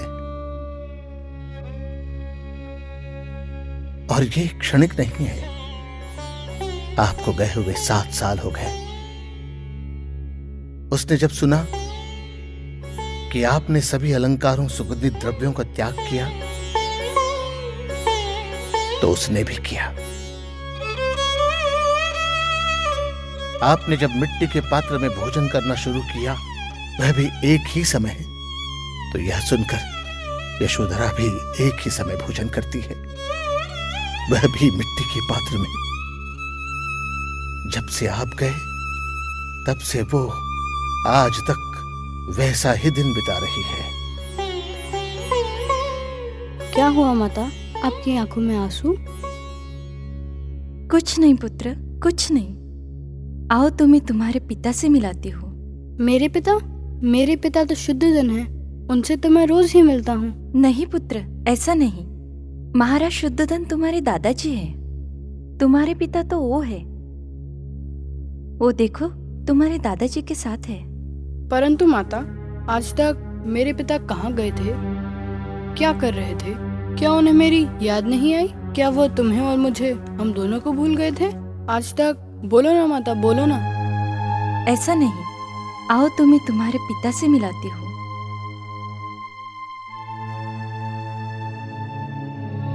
वो देखो, वो है, तुम्हारे दादाजी के साथ है, देखो।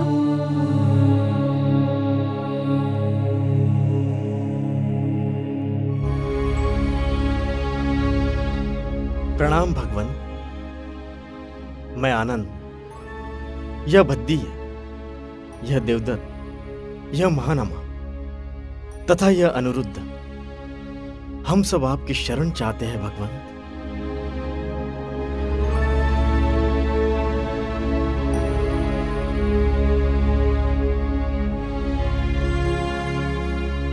आप मेरे पिता हैं और मैं आपका पुत्र। हमारी माता कहती है कि पिता की संपत्ति पुत्र को ही मिलती है। मैं तुम्हें सोना चांदी नहीं दे सकता, क्योंकि ऐसा धन संपत्ति मेरे पास नहीं है। मेरे पास आध्यात्मिक धन संपत्ति है। यदि तुम इसका जतन कर सकते हो तो मैं तुम्हें वो देने में समर्थ हूं। मेरा धम्म ही मेरी संपत्ति है। क्या तुम संघ में प्रवेश करना चाहते हो? हाँ पिताजी।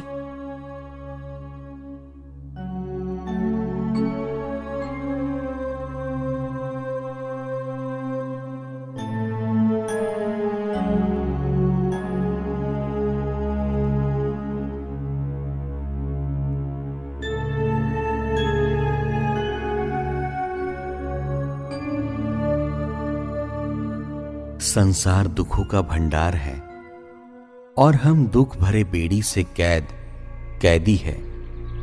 यदि हम दुखों से मुक्ति चाहते हैं तो हम सम्यक दृष्टि से दुखों से मुक्ति पा सकते हैं, क्योंकि हम दुख के कारणों से अपरिचित हैं और सम्यक दृष्टि दुखों से परिचित कराती है तथा दुखों से मुक्ति भी दिलाती है।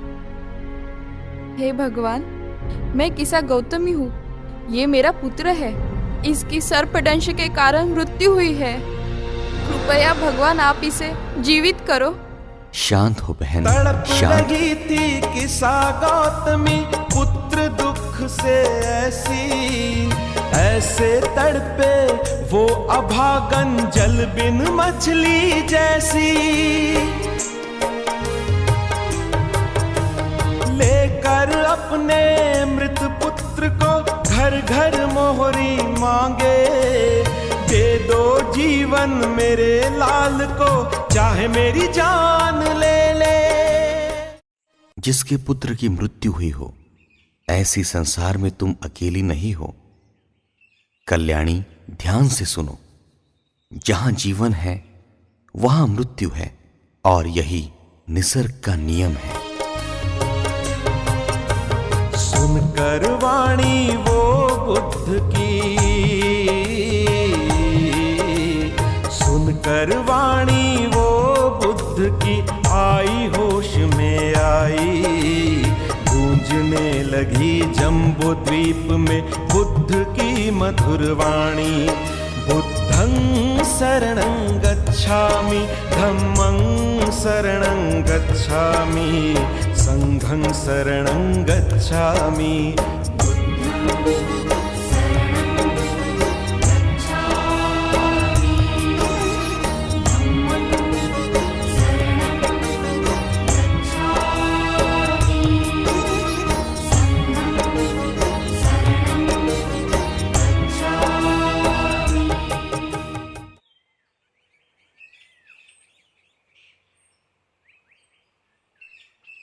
प्रणाम भगवान। भगवान, महाप्रजापति गौतमी दुखी है क्योंकि तथागत स्त्रियों को धम्म और विनय के अनुसार प्रवज्जित होने की आज्ञा नहीं देते। भगवान, कितना अच्छा होगा यदि स्त्रियों को भी उनकी इच्छानुसार प्रवज्जित होने की आज्ञा दी जाए। आनंद, तुम्हें अनेक बार कहा है कि स्त्रियों को प्रवज्जित होने की अनुमति नहीं दी जा सकती। भगवान, क्यों नहीं भगवान? क्या महाप्रजापति गौतमी ने सिद्धार्थ गौतम की विशेष सेवा नहीं की? उन्होंने सिद्धार्थ गौतम का पालन पोषण किया, उन्होंने अपना दूध पिलाया, फिर उनको प्रवज्जा देने में क्या अड़चन है? आनंद, आनंद। भगवान, ब्राह्मणों का यह मत है कि शूद्र और स्त्री दोनों मोक्ष प्राप्त नहीं कर सकती। तो क्या तथागत का भी यही मत है? आनंद, ऐसा नहीं है। मैं पुरुष तथा स्त्रियों के बीच भेद नहीं करता। तो फिर आप स्त्रियों को प्रवचित क्यों नहीं करते भगवान? ठीक है, यदि महाप्रजापति का आग्रह है तो मैं प्रवज्ञा देने के लिए तैयार हूं, परंतु इसके लिए उन्हें कुछ नियमों का पालन करना आवश्यक है। यदि महाप्रजापति इसकी स्वयं जिम्मेदारी ले तो मैं उन्हें प्रवज्ञा देने के लिए तैयार हूं। तथागत ने महाप्रजापति की देशना के साथ साथ असंख्य महिलाओं को भी दीक्षित किया। यशोधरा प्रवचित होने पर भिक्षुनी भद्रकात्यायना के नाम से प्रसिद्ध हुई। इस सृष्टि का निर्माता ईश्वर नहीं है। यदि ईश्वर निर्माता होता तो यहां दुख, आपत्ति और पाप नहीं होता। किसी भी अन्य प्राणी मात्र पर अन्याय नहीं होता। आओ सुदत्त, आओ। मैं तो आपकी परीक्षा लेना चाहता था भगवान, किंतु मेरा अविश्वास मेरी भूल थी। अपनी इस भूल के लिए मैं क्षमा चाहता हूं भगवान। यदि ईश्वर से मानव की निर्मिति हुई है तो सभी मानव समान होना चाहिए। कोई ऊंच नहीं, कोई नीच नहीं। यदि आत्मा निर्माता है ऐसा मानते हैं तो सभी वस्तुएं समान क्यों नहीं हैं? इतना सत्य है कि सुख और दुख, जीवन और मृत्यु, यही अंतिम सत्य है। फिर इसका आत्मा निर्माता कैसे हो सकता है? इसीलिए विश्व प्रतीत्य समुत्पाद कार्य कारण भाव के सिद्धांत पर निर्भर है। इसीलिए हमें ईश्वर आराधना, प्रार्थना और यज्ञ, होम, इन सभी कर्मों को त्यागना होगा। यदि सृष्टि का निर्माता ईश्वर है और ईश्वर का रूप सुंदर है तो उसने निर्माण की हुई वस्तु सुंदर ही होनी चाहिए। जैसे सोने से सोने का प्याला निर्मित होता है, वह आदि से अंत तक सोना ही सोना होता है। तो फिर ईश्वर यदि सृष्टि का निर्माता है तो संसार में दुख, जरा, व्याधि, इन सब का स्थान ही नहीं होना चाहिए था। सत्यवचन तथागत, सत्यवचन। आपके शिष्य भी इसी तरह से प्रवज्ञा के सुखों का गुणगान करते हैं तथा भौतिक सुख सुविधा को त्याज्य मानते हैं। भगवान, आपने अपने राज्य और उत्तराधिकार का त्याग करके निर्वाण के मार्ग की खोज की और उसे अपनाया है। और एक मैं हूं जिसने सांसारिक सुख सुविधाओं को प्राप्त करने के लिए अपना इतना बड़ा व्यापार खड़ा किया है, धन संपदा जमा की। किंतु सच्चाई यही है कि मुझे कभी सुख और शांति नहीं मिली।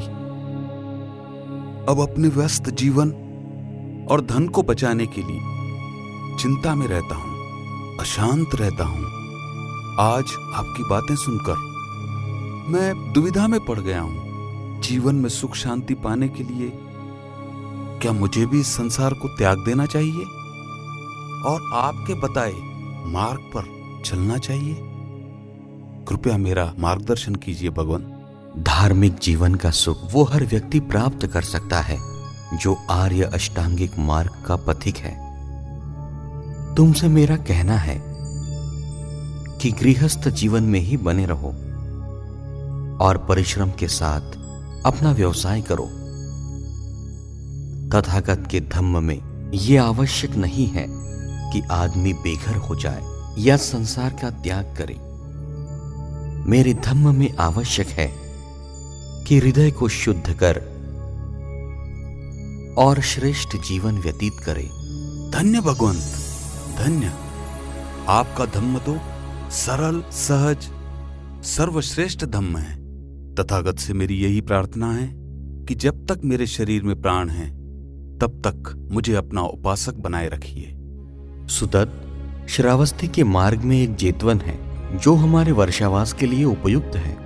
मुझे तो केवल आपकी आज्ञा और आशीर्वाद चाहिए भगवान।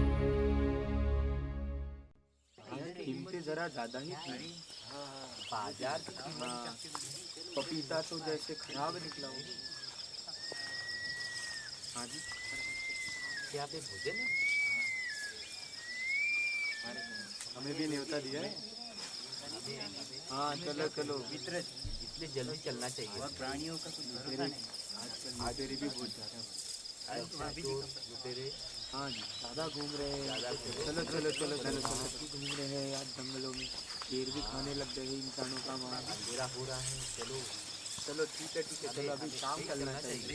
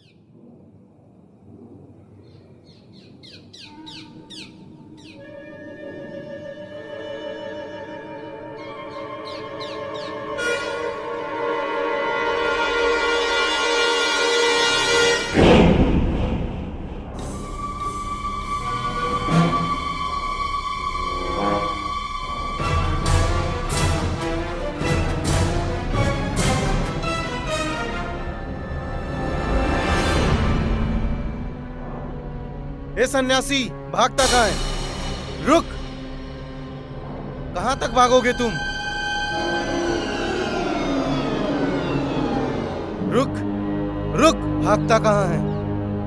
मैं तो रुका ही हूँ अंगुलीमाल, भाग तो तुम रहे हो। कौन? मैं भाग रहा हूँ। अपने आप से भाग रहे हो, इस संसार से भाग रहे हो। झूठ बोल रहे हो तुम। भला मैं क्यों भागूं?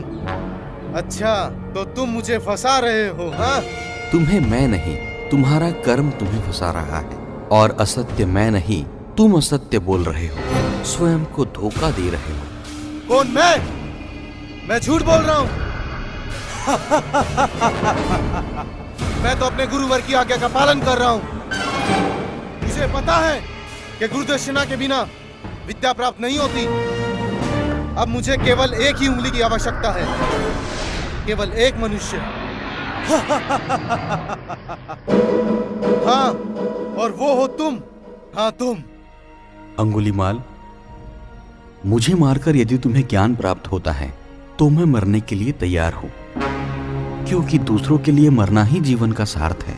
परंतु अंगुलीमाल, ज्ञान संसार के कल्याण हेतु है, मृत्यु के लिए नहीं। ऐसा ज्ञान प्राप्त करके कोई विद्वान नहीं होता, किंतु मानव जाति का शत्रु होता है। क्या तुम मृत मनुष्य को जीवित कर सकते हो? ये कैसे संभव है? तो जब तुम मनुष्य को जीवित नहीं कर सकते तो तुम्हें मारने का क्या अधिकार है? बोलो अंगुलीमाल, बोलो। यदि इसके उपरांत भी तुम मुझे मारना चाहते हो तो तुम मुझे मार सकते हो।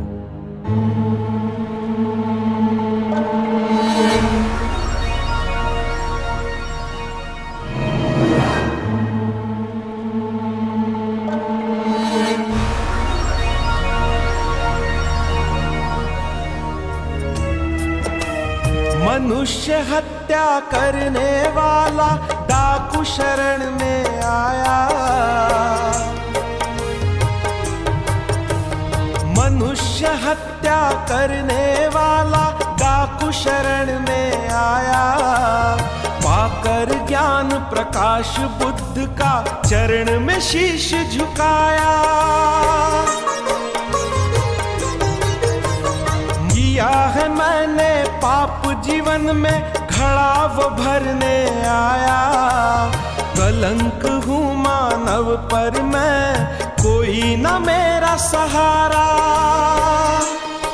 मुझे सन्मार्ग का रास्ता दिखाओ भगवान। दिला दो मुक्ति मुझे पाप से, दिला दो मुक्ति मुझे पाप से। ले लो शरण में ज्ञानी। गूंजने लगी जम्बो द्वीप में बुद्ध की मधुर वाणी। बुद्धं शरणं गच्छामि धम्मं शरणं गच्छामि संघं शरणं गच्छामि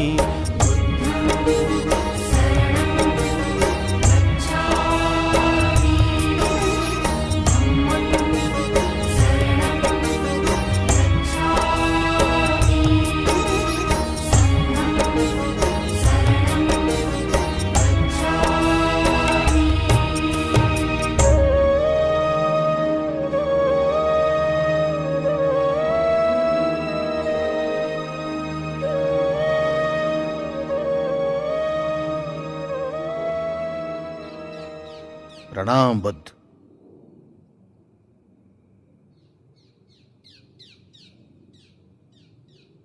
देवदत्त, तुम यहाँ? मैं यहाँ इसलिए आया हूं कि मैं जानता हूं कि संघ संचालन करने में अब तुम असमर्थ हो, क्योंकि अब वृद्धावस्था की ओर बढ़ रहे हो। इसी कारण मैं चाहता हूं कि संघ का संचालन मुझे सौंप दो, क्योंकि मेरे पास अजात शत्रु जैसे बलशाली शिष्य हैं। देवदत्त, तुम इस संघ के संचालन करने के योग्य नहीं हो। अनिक सावो का साव यो वत्थं परितहे सति अपेतो दम सच्चेन नसो कासाव मरहति।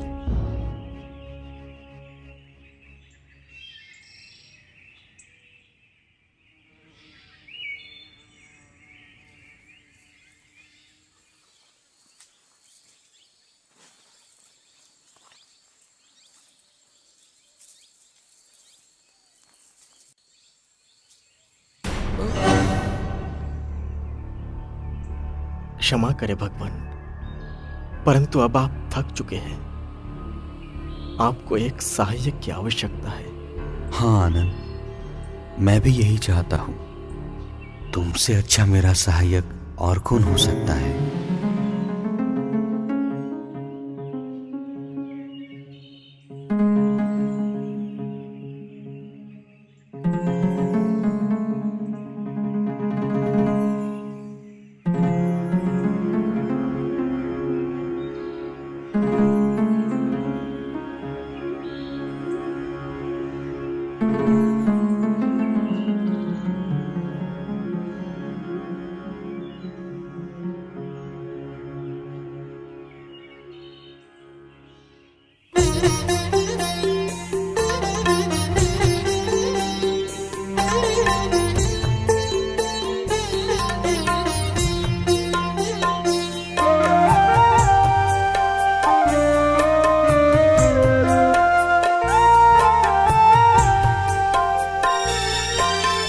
यूं तो चलते रहे तुम अकेले, कारवां बनता गया। यूं तो चलते रहे तुम अकेले, कारवां बनता गया। संग संग तुम्हारे कदम से कदम, संग संग तुम्हारे कदम से कदम, सारा जहां चलता रहा। यूं तो चलते रहे तुम अकेले, कारवां बनता गया।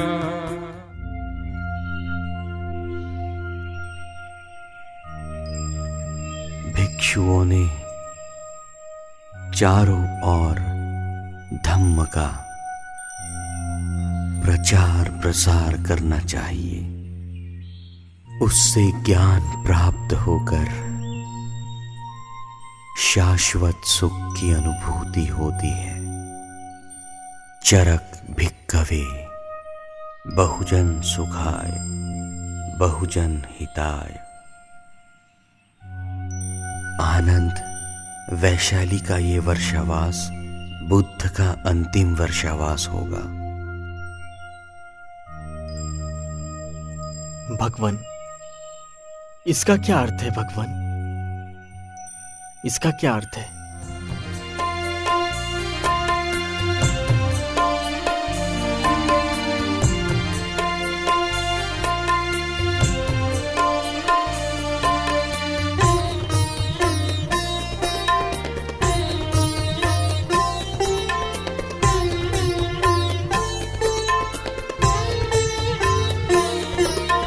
धूप हो छाँव हो दिन रात, धम्म का अमृत पिलाता गया। बिन थके बिन रुके जन जन को तुमने प्रवज्जित किया। जीवन की अंतिम सांस तक, जीवन की अंतिम सांस तक धम्म चक्र प्रवर्तित किया। यूं तो चलते रहे तुम अकेले, कारवां बनता गया। यूं तो चलते रहे तुम अकेले, कारवां बनता गया। तुम जब देशना के लिए भ्रमण करते हो तो लोगों को असत्य कहकर दीक्षित ना करो। फल ज्योतिष्य, शकुनी विद्या अथवा आगे का भविष्य बताना या फिर दूसरी कोई भी विद्या आपको आती है, ऐसा कहकर लोगों में भ्रम निर्माण ना करो। किसी भी समय मन की समता ना खोने दे।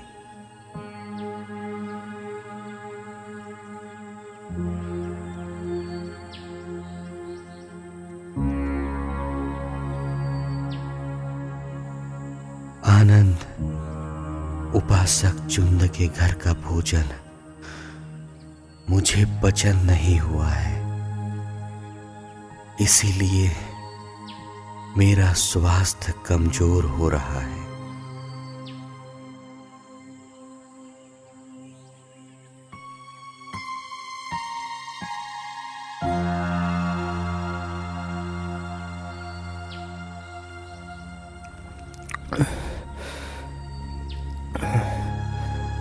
क्या हुआ भगवान? आनंद, शरीर का स्वभाव है थकना। लगता है बुद्ध का निर्वाण समीप आया है।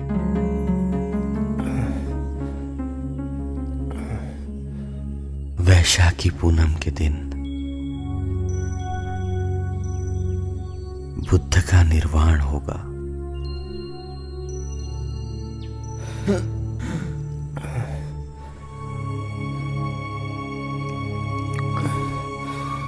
आनंद, मैं थक गया हूं, मेरे लिए आसन बिछाओ। आनंद। जी भगवान।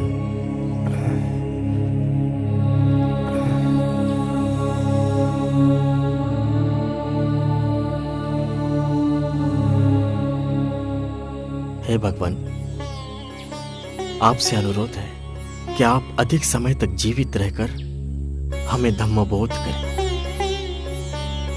आपको दीर्घायुष्य होने से संपूर्ण मानव जाति का कल्याण होगा। आनंद, मेरे हाथों से जितना जनहित होना था उतना मैं कर चुका हूं। मैंने अधिक समय तक जीवित रहने की इच्छा भी की, तो भी आयु की मर्यादा समाप्त होते ही उसका अंत होना ही है। यही निसर्ग का नियम है। तो मृत्यु के प्रति खेद प्रकट करने में क्या अर्थ है?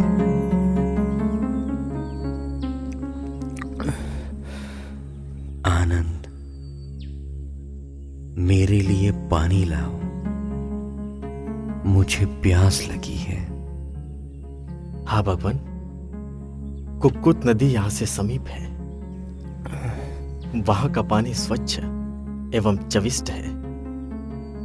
आप वहां चलिए, वहां पानी भी पीना होगा और हाथ पांव भी स्वच्छ कर सकते हैं। इस जलाशय का पानी अस्वच्छ है। ठीक है आनंद, अब हम कुशीनारा चलते हैं। ठीक है भगवान।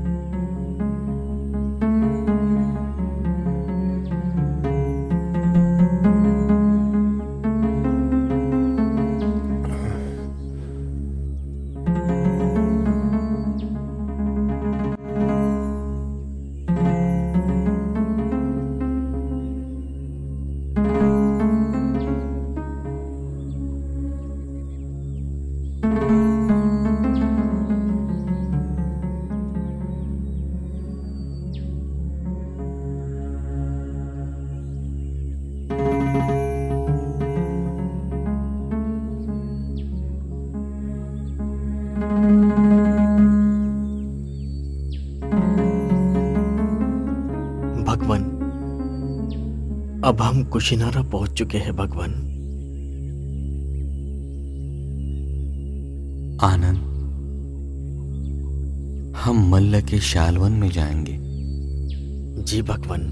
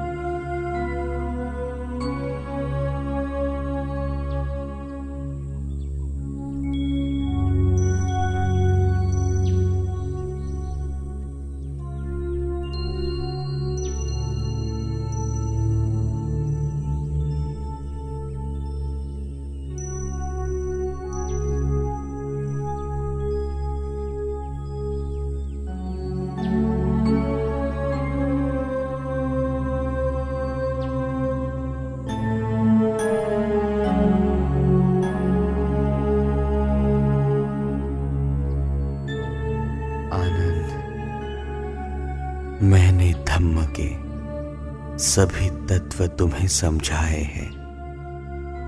मैंने तुमसे कुछ भी रहस्य छुपाए नहीं। अब मैं वृद्ध हो गया हूं। मेरे जीवन की यात्रा समाप्त होने वाली है। मेरे मदद की अपेक्षा ना करो। तुम्हें जो ज्ञान मिला है उसका सदुपयोग करके अपना जीवन मार्ग ग्रमण करो। स्वयं दीप बनो। सत्य ज्ञान रूप दीपक के मार्ग पर चलो। हर वक्त सजग रहो तथा निर्वाण का मार्ग सरल बनाओ। आनंद, अब तथागत 80 वर्ष के हुए हैं। यही शालवन में आज रात तीसरे प्रहर परिनिर्वाण होगा। ऐसा न कहो भगवान, हमें आपसे अभी बहुत कुछ सीखना है और आप हमें छोड़कर जा रहे हो। अब हमें धम्म देशना कौन करेगा भगवान? हमारा गुरु कौन होगा? हमारा मार्गदर्शन कौन करेगा? मेरा धम्म ही आपका गुरु तथा मार्गदर्शक है। आनंद, इस संसार में कोई भी वस्तु हमें कितनी भी प्यारी क्यों ना हो, फिर भी उसका वियोग अवश्य होता है। चुंद ने दिए हुए अन्न से बुद्ध का महापरिनिर्वाण हुआ, इस बात का किसी को भी पता ना चले।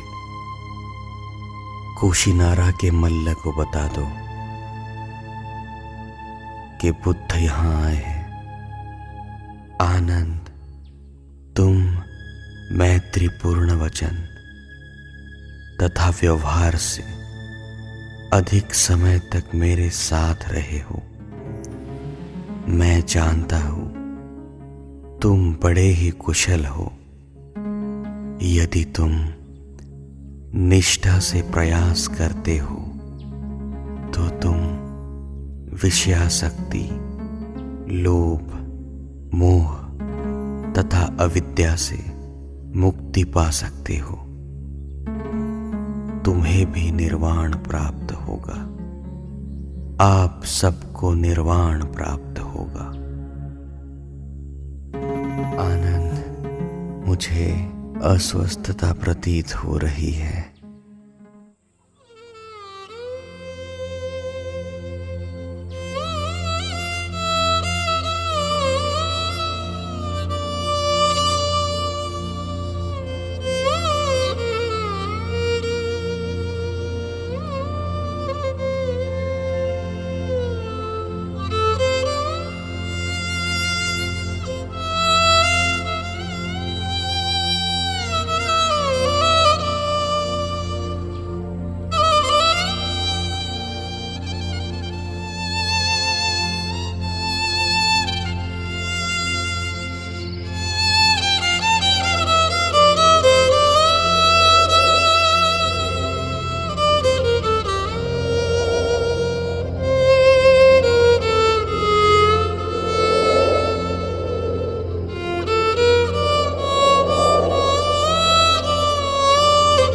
भगवान,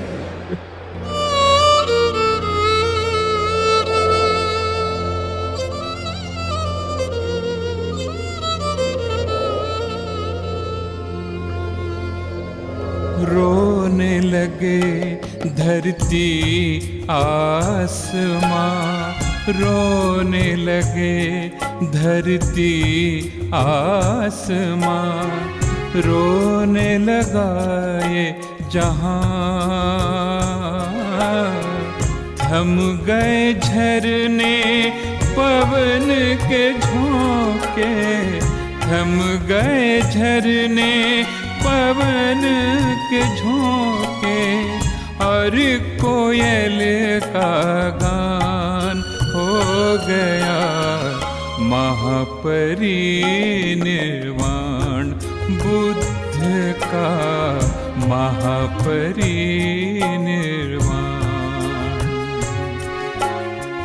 रोने लगे धरती आसमां।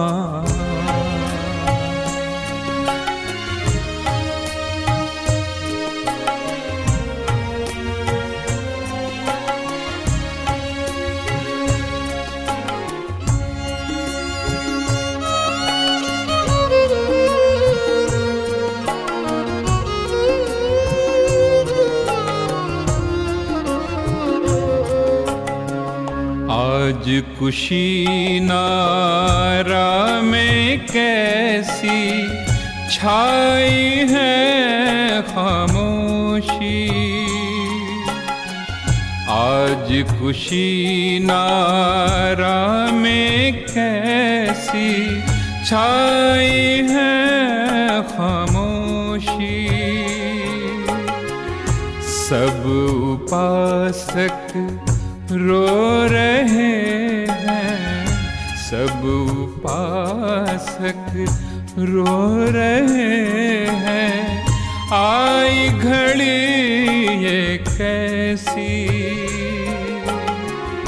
ऐसा लगता रो रहा है, ऐसा लगता रो रहा है, ये सारा ब्रह्मांड हो गया महापरिनिर्वाण बुद्ध का, महापरिनिर्वाण।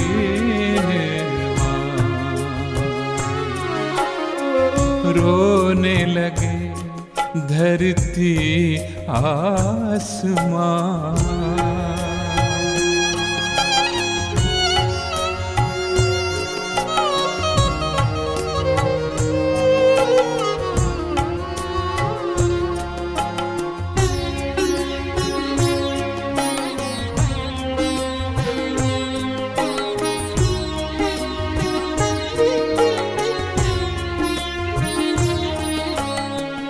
जब मिला जीवन मानव को मौत भी साथ में आई। जब मिला जीवन मानव को मौत भी साथ में आई। राजा हो या रंक किसी ने, राजा हो या रंक किसी ने मौत से मुक्ति पाई। बुद्ध कहे के मृत्यु अटल है, बुद्ध कहे के मृत्यु अटल है। चाहे हो भगवान हो गया महापरिनिर्वाण, बुद्ध का महापरिनिर्वाण।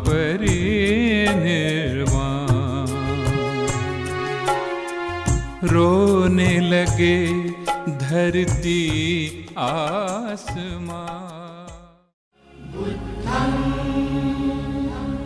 शरणं गच्छामि। दिवातपति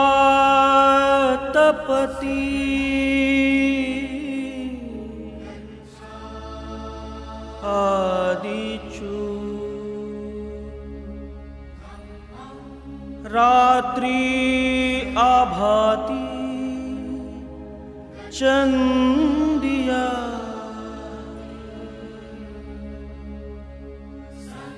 सनधो खतियो तपति झाई तपति ब्राह्मणो। अथ सब अहोराति बुद्धो तपति तेजसा। बुद्धो तपति तेजसा। सूरज केवल दिन में प्रकाश में होता है और चांद केवल रात में। क्षत्रिय शस्त्र धारण करने पर तेजोमय होता है, तो ब्राह्मण ध्यान मग्न होने पर। परंतु बुद्ध तो स्वयं प्रकाशित है, जो दिन रात तेजोमय रहता है।